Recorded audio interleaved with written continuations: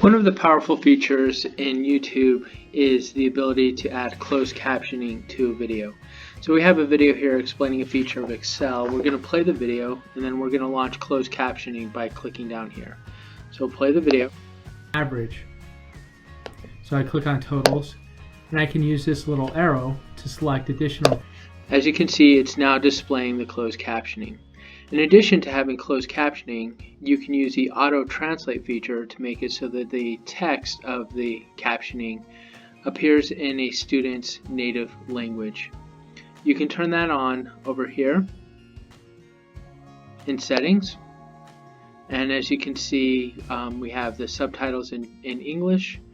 If I click on this, I can select auto translate, and then I can select the native language of the student or the person that wants to watch the video.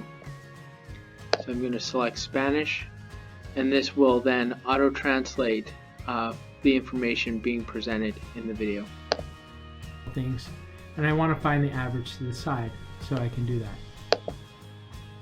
As you can see, this is a powerful feature that gives access to videos to students that may not speak English as their first language or may need to have the information presented to them in a visual format.